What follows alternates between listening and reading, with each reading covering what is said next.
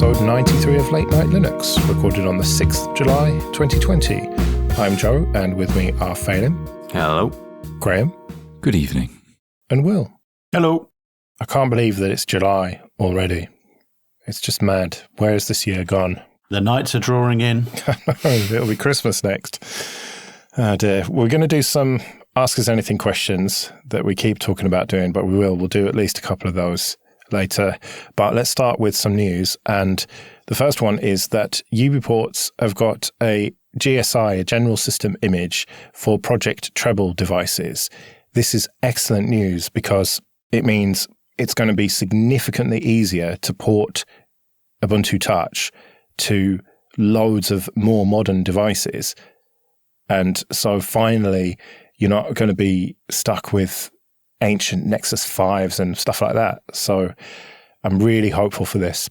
Forgive my ignorance, but what's Project Treble? I knew you were going to ask that. So Google came up with this idea, this new way of doing Android, to basically decouple the stuff that makes the hardware work with the operating system. I'm overly simplifying it, but it means that it's much easier for OEMs to update devices because you don't need to update all the kernel and drivers and stuff essentially. And you can just slot in the actual operating system on top of that.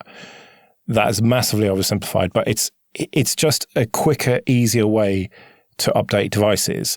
And they have this general system image, which you can effectively run on all Project Treble supported devices for Android. And now UBports have got something similar. It's not quite as simple as it sounds. You can't literally just do it in, 20 minutes, but it does cut down the development time significantly to port it to a new device. That sounds like a jolly good idea. It is, because that's one criticism that I hear a lot. My friend who is sort of vaguely into Linux, more into sort of privacy stuff, he said to me, I went to check out Ubuntu Touch, and what's with all these ancient devices that they support? Why can't they support something more modern? And the answer to that is, well, it's very difficult to port to a new device, usually, whereas this is going to make it that little bit easier to do that. Yeah, it's pretty cool. Unfortunately, I don't own one of those devices, so I'm out of luck. But you do own a supported device for Ubuntu Touch. The 3T, the OnePlus 3T is supported. Yeah, it's my main phone, so I'm not going to take that risk yet. Yeah, I need to send you one of my Pine phones so you can... Yes, you do need to send me one of your Pine phones. I'm too scared to go to the post office because people will cough all over me and give me the Rona. I just wear a mask. Jesus. Well, it also doesn't help that I wake up in the afternoon and then it's too late to get to the post office. But if there was a way of just sticking it in the post box, then I would do it, but it's too big. So maybe one day I'll get around to sending it to you. I don't believe you. I was supposed to give it to Graham, but then forgot like an idiot. So I don't know. But yeah, excellent news for UBports. So one to watch. Let's hope that ends up on loads more devices soon. So something that I wanted to address, I keep seeing over the last few months, when Net Market Share puts out their data, people blindly saying, oh, Linux desktop market share has increased by double. And suddenly we've got all these extra Linux users and it must be down to people working from home. Rather than having to use Windows in the office, they're using Linux at home. But unfortunately, that is bullshit. Are you going to bring up the distro watch, most popular distros, next time? Well, of course it is, because MX Linux is the top of that as we look at it right now. The bottom line is, I don't trust Net Market Share anymore. I don't think I ever did, really. I don't trust their data. That was going to be my question. When did you? Well, yeah, I suppose. Because there's other people who track this stuff, like StatCounter, and for them, it's pretty much flat. Like there's been no change. And if you look at the Steam hardware survey, same situation. That hasn't changed for months. It fluctuates a tiny amount every time, but it's roughly flat. And okay, Steam, that's not a great way of measuring it, but am I being cynical here, or am I right that this is just bullshit and people are buying into hype? It might be. The problem is, all of them have their own failings in how they're measuring it. So, I mean, there is really no way to work that out, I don't think, unless we're all given the download stats from the Canonical servers and we know how many Canonical have, and then we get that from each, like Red Hat, etc. But even then, you know, you can run a proxy inside your company or your home, whatever, and you can be queuing up the updates that way. I mean, unless we start using a UUID for every machine and make it dial home, we're never going to know. Yeah, which obviously is never going to happen. No. I think the Steam stats are indicative of a trend. Sure, not everybody's going to run Steam on their PC, but if the number of Linux desktops doubles, then you'd expect the number of Steam users to double. So I think that's probably the best public metric that we've got. Yeah, I agree. And I also think we'd kind of feel it if there was any significant increase. You know, it would be in the news more, it would be on social media more, and you just get a sense of things growing, which you don't really get. Although I do feel like it's in a strong position. I don't think Linux is waning in any way, but I don't think there's any user-based revolution just because so many people are working from home. Yeah, I think the actual number of Linux desktop users has probably gone up and continues to do so regularly, but so does the number of Windows users as more people get access to technology. And if we are standing still at whatever percent it is, whether it's 1% or whatever, if you're standing still, you are actually moving forward because there are always more people using computers. It'll be interesting to see what happens with the Mac numbers in the coming years now that they go ARM only, and see if that drives people to Linux on the desktop. I can't see it, really, because they're going to manage that transition well by the looks of things with Rosetta 2 and stuff. I think that's wishful thinking. We had that with Vista, and then we have all these milestones where people think, oh, this is going to be it. This is going to push us over the top into the year of the Linux desktop. But it's just not realistic, is it? Well, the thing is, I would have a slight worry in the fact that with them going to ARM and it's going to be exclusively for OS 11 or whatever it is, I'm not sure if I'm right with that, but essentially that's a locked out piece of hardware now, and because Windows already does that on ARM, are we going to end up in a position where more and more hardware becomes completely exclusive to that OS, and we are kind of reliant purely on the Dell Sputniks, the System 76s, and any of the Clevo type brands like Entroware, etc.? You know, are we kind of losing that dual boot base that might exist out there, especially on laptops where you don't have, you know, that second drive or whatever, where you're kind of definitely locked into that one position? So, you know, will that actually remove Linux users? I think it will. I don't think it will remove any Linux users on Apple hardware, because that happened a long time ago with the T2 chip, as you found out, Will, when you tried to install Linux on that Mac that they gave you. So it really depends on the industry trend. If the industry trends towards ARM, which that's usually what happens, isn't it? Apple does something and everyone copies. So if Windows gets not terrible on ARM, then maybe we will see new laptops going that way. And then you're right. The idea of being able to install Linux on it will get harder and harder, and you'll have to get bespoke specific hardware or older hardware in order to run Linux. And so, yeah, we probably will end up with fewer users as a result. That could be a good thing. Imagine buying hardware built specifically for Linux and you know everything works. I also really worry about the way Apple's going in terms of ignoring like GPUs or NVIDIA hardware. I think a lot of people will stick with Windows and Linux for that reason, or even move to it. Possibly. I hear that a lot about the CUDA stuff, but it feels like Apple could just support that quite easily. Well, they did. NVIDIA actually built drivers for the latest versions of macOS for their hardware, and Apple chose not to sign them and publish them effectively. Does that mean you can't even do it with an eGPU? Because most of the Macs have Thunderbolt, don't they? You can't with NVIDIA hardware, no. They haven't. There's no signed NVIDIA drivers to run the latest generation of NVIDIA hardware. Seems like they're shooting themselves in the foot there. Yeah. Because it isn't that where all the machine learning and AI bullshit is. Yeah. And you know, CUDA's effectively won. And yeah, it doesn't make any sense. Well, speaking of old hardware then, Fedora developers are discussing the possibility of dropping legacy BIOS support, is the Phoronix headline. This is very speculative at this stage. This is not something that's going to happen in the immediate future. But it feels like this is the next thing. It was 32-bit x86 support before, and that took an awfully long time to go away, and now that has effectively gone away in most mainstream distributions. And so legacy BIOS support, that seems to be going away now, or at least we've started the conversation about that. And I don't know how I feel about it. I don't think I've got many machines. Some of my really old ones are BIOS only. But how do you lot feel about that going away? Good riddance or what?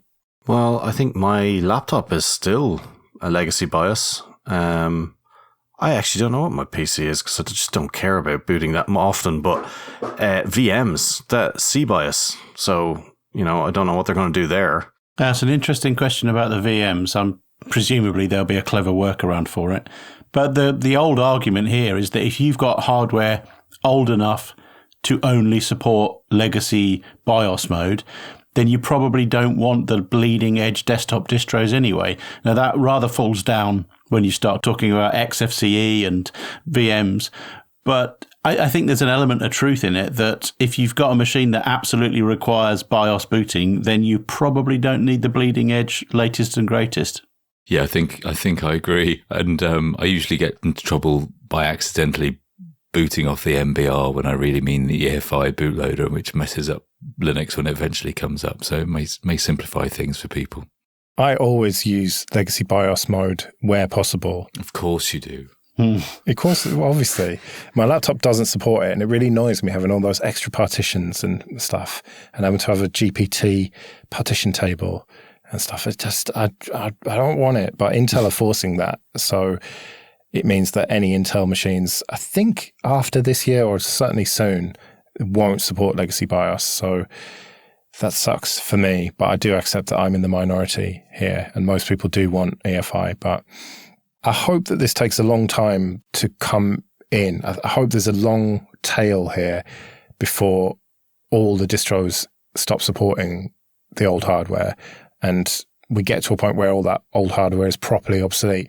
I think with 32-bit, that happened, right? It did get to the point where the only 32-bit only x86 machines were just so shit and old that they weren't worth the electricity to run them. And even then, there are still things like MX Linux or whatever that support 32-bit, and I think Debian and whatever. So you can get things working. I just hope that it takes that long with this. It does seem a bit like cutting off your nose to spite the face, though, because one of the best free laptops we have is those ThinkPads, like really free, like down to the firmware level, are those ThinkPads with the free BIOS on them. And, that's not UEFI, so that's going to go out the window. So the main thing of if you're really into free software is you are now going to be blocked from using it. No one's forcing you to reinstall the operating system, though. You can still use it day in, day out. You might not get access to the latest kernel, but you don't care. Yeah, well, that effectively means it's dead, though, realistically speaking, because you're going to end up on some sort of naff, really out-of-date OS. It's like how many distros do you use these days that don't use Pulse Audio? Remember when Pulse Audio was only in Fedora? Yeah, but what are you doing with that machine, though? Are you developing the latest and greatest cloud-only 64-bit 8 gig app, or are you checking your email? Well, I don't know. It's not me, so. Well, those old ThinkPads, I think, are Core 2 Duros. I may be wrong on that. But if that's true, then yeah, you're not going to be doing much more than a bit of light browsing and email and maybe a bit of media stuff. Maybe XFCE could just about get to that level. Well, I've actually got Ubuntu on an old MacBook Pro, which is a Core 2 Duo, and it absolutely flies. Thank you very much. You have to press the turbo button off, do you? Yeah, exactly. I bet you don't know if you've actually left the BIOS, do you?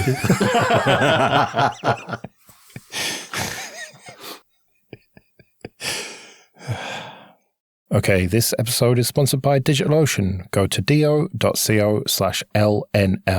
and you can get $50 credit with 30 days to use it. DigitalOcean offers VMs, or droplets as they call them, with full root access in data centers all around the world with super fast networking and super fast SSDs. You can use a distro like Ubuntu, Fedora, Debian, CentOS, or FreeBSD, or you can even upload your own custom image. Or you can use their one-click apps like Basic Lamp and LampStacks, WordPress, Discourse, or GitLab. I've been using DigitalOcean for years now, and in that time, they've added tons of new features, things like managed databases and Kubernetes, object storage, and recently virtual private cloud, which allows you to create multiple private networks for your account or team. The droplets start from as little as $5 a month, but you can scale them all the way up to 192 gigabytes of RAM with 32 CPU cores and 12 terabytes of storage. But you can add block storage or object storage as you need it. And if you need particularly high amounts of RAM or CPU, they have droplets optimized for that too. So go to do.co/LNL and get your $50 credit. That's do.co/LNL. On to a bit of admin then, and thank you everyone for supporting us on PayPal and Patreon. Very much appreciated. I mentioned it last time, but Patreon have started charging sales tax in certain regions. I tried to set it up so that was the minimum, but I don't know. It's just a complete mystery to me. So just do be aware that if you support us, then there may be a bit of tax involved now. And if you support us for $5 or more on Patreon, you can get an advert-free RSS feed. So check that out. If you want to support us, then go to latenightlinux.com/support. And if you want to get in contact, latenightlinux.com/contact. Let's do a quick KDE Korner then. And they have moved over to GitLab then. They have, yeah. Now, this is only to do a replacement for Fabricator. So, for instance, things like bugs, etc., that is still on their Bugzilla instance, which probably won't move to the issues tracking in GitLab anytime soon.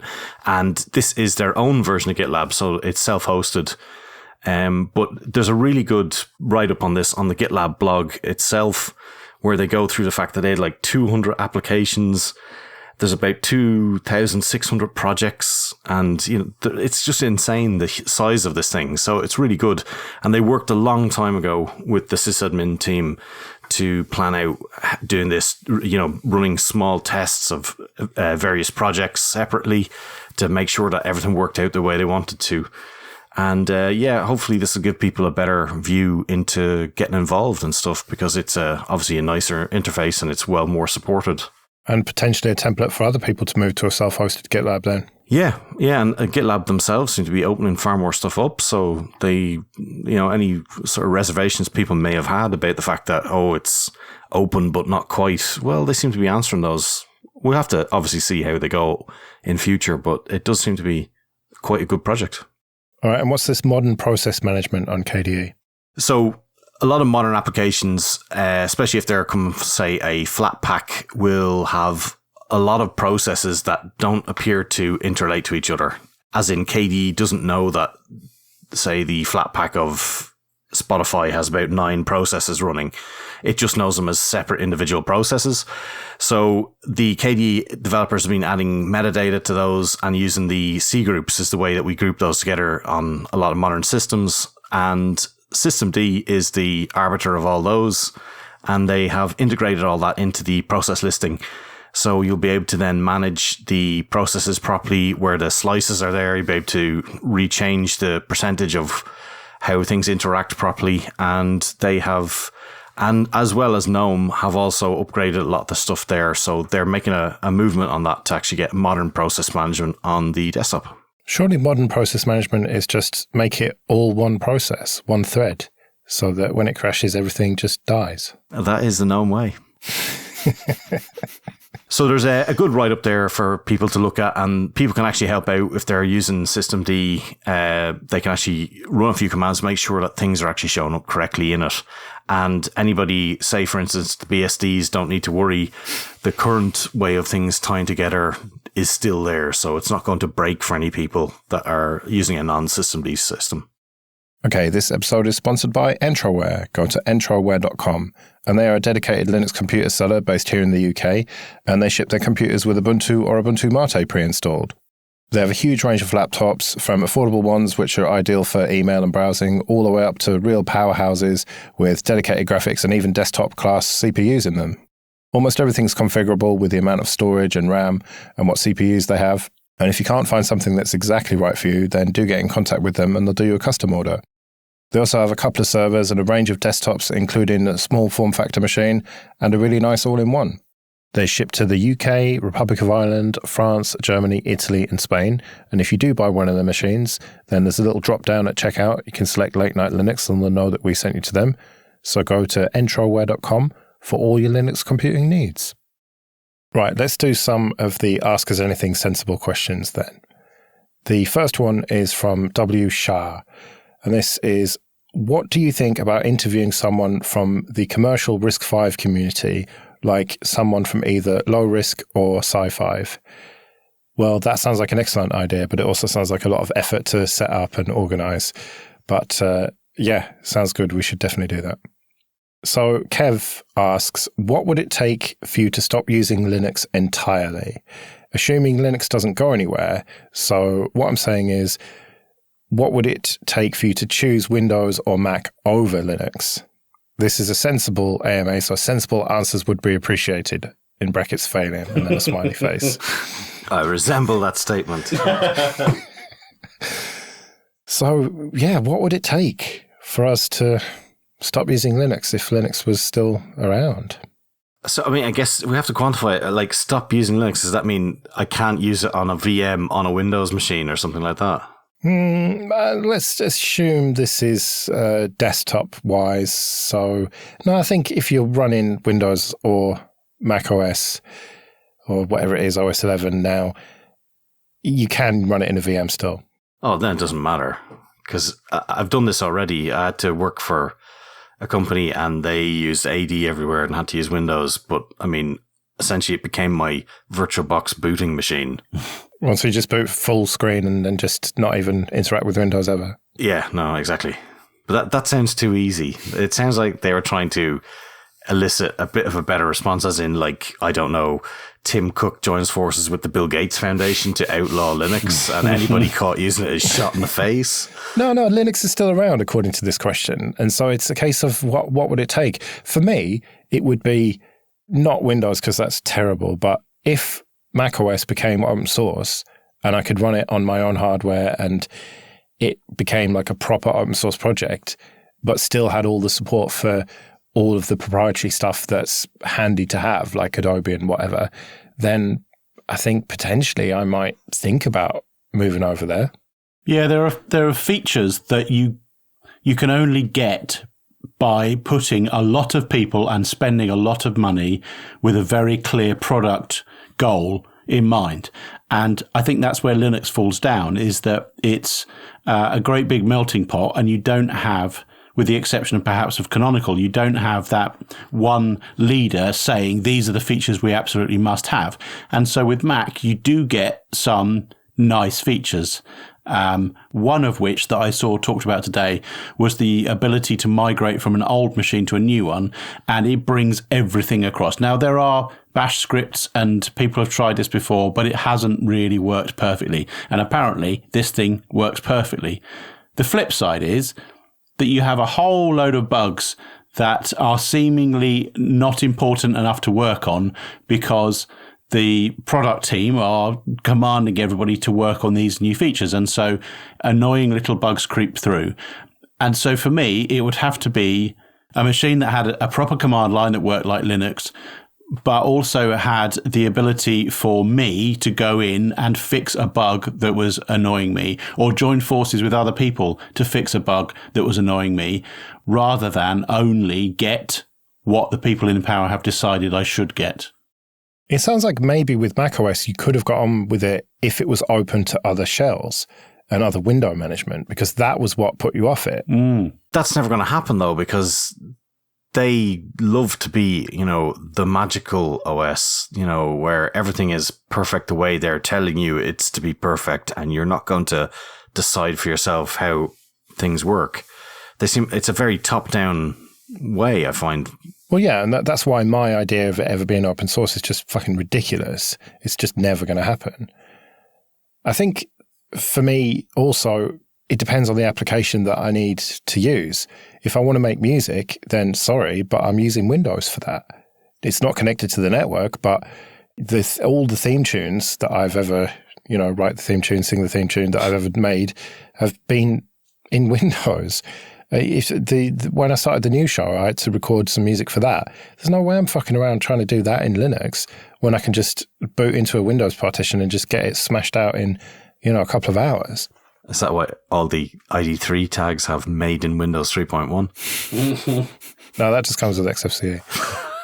But anything that requires the network and security, therefore, is Linux for me. And I think it would take it becoming open source, which is never going to happen. So I just can't see it happening for me, really. Graham, you're a bit more pragmatic about these things with your Hackintosh and whatnot. Yeah, but firstly, I can't see it happening. I just love being able to install Linux, and I know that the time I've invested into learning the little that I know isn't wasted because, it's open source, and if I need to, I can always change it myself. I suppose I could perhaps see the kernel being replaced in the future by, in the way kind of Clang has come in, or Nginx in the same way it has on the web stack. Maybe a kernel, maybe Linux kernel development stagnates, and maybe the monolithic nature of the kernel inhibits innovation in a way that you perhaps gets taken over by another kernel. And then maybe I'd switch to whatever this other fictitious kernel might be, simply because, the wobbly windows on KDE are smoother that way. What about Fuchsia? Yeah, exactly. Yeah. What if that really does come to pass? So, I was thinking of Fuchsia, actually, except for, I'd probably avoid Google. It would have to have, the excitement and the tinkery kind of sensibilities that Linux had, and probably GPL as well, rather than something more permissive. Well, that's the thing. There may end up being an AOSP style open version of Fuchsia, because I think they are planning to do the old throw it over the wall. But yeah, it would be permissively licensed, but there might end up being some lineage type version of it. And I would certainly be interested to check that out, at least. Whether I'd use it, I don't know. If you had to pick between one of the two, like say there was some sort of despotic future where Apple and Microsoft join forces, which would you pick? It depends on my financial situation. If I could afford a Mac, then I'd go that way. But I've got hardware that I could install Windows on, so I'd probably have to go that way. Right now, at least. Oh, I'd go with Haiku or BOS. I think on a study of a few months of Mac use, I'd probably go Windows. What, like your secret gaming machine that you never talk about? Yeah. Very much like that one. I think I'd become a gardener and just drop the whole IT thing, really. I totally agree with you, Phelim. I was thinking, well, what would really lead me to drop Linux? And it probably would be, if there was no Linux, I'd be so fed up with computers, I'd just try something else. Absolutely. It's for the last, I don't know how long, it's been my only OS, realistically. And if I couldn't use it, I don't know why I would even bother doing this, because I don't like any of the other OSs. There's a reason I'm using it. Okay, Stan asks, is there something that you've always wished you could do in a terminal but can't? So I do use the terminal most of the time, and there are things that it's probably not the answer that Stan would expect, but I use Mutt on the command line, but it's very old, and I really wish there was a modern kind of search-based, conversation-based mail client on the terminal. I also wish there was kind of, I don't know, I use Tmux quite a lot, but I also wish there was something a little bit more window managery than Tmux, but obviously not a window manager. Biabu. There is. For me, not really. I thought about this and just, I can't think of anything. I use a real combination of the terminal and the GUI, just depending on what I'm doing. One is right and one isn't. If I'm installing software, the terminal makes sense. If I'm editing files, then Nano makes sense to me rather than pissing about with a GUI text editor generally. unless it's something more complicated like HTML for a website, then I'll generally use LeafPad or whatever. So no, I think I've just got the right balance at the moment between terminal and GUI. My wish would be for a terminal interface that did what I meant and not what I typed. And so if I imagine I pressed the keys adjacent to the key that I wanted to press, and it would just know that what I actually meant was, and then just do it anyway. And you can work around that. There are a few tools that do something similar. But I'd just like it to work that way all the time. And the other one that I wish would be for it to type into the terminal I was looking at and not the one that actually had window focus. Yeah. Curious you mentioned that, as I typed a password into a Telegram session only the other day. I actually once looked into a solution to that problem. There are people that have hacked a script together with, oh God, it's the thing that did the open source track IR implementation. And basically, you put something on your head and it tracks where your eyes are going and where you're looking at. I'm sure that worked brilliantly with my webcam.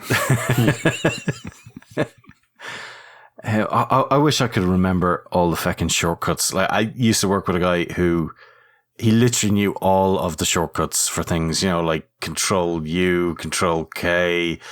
I actually have a cheat sheet stuck to my monitor to this day for some of the very simple ones that I should know because I use them all the time. But I always go, wait, is it Alt D? Is it Control D? Oh, geez, I can't remember. I just don't have the capacity to remember shortcuts very well. So that would be nice if I could do that. It would be nice if you could make a symbolic link without having to Google which order things go in. Yes. Oh, you know that it's the syntax of find I can never get right. Yeah. I always get it wrong and use it every day. But where does the name go? Is it 2 hyphens in front of name? And where do you put the source and then the destination?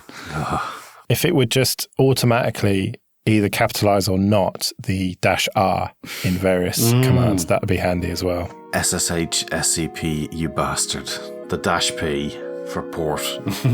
Right, well, that'll do it for this time then. We might do a couple of questions next time when we come back in a couple of weeks. But until then, I've been John. I've been Phelan. I've been Graham. And I've been Will. See you later.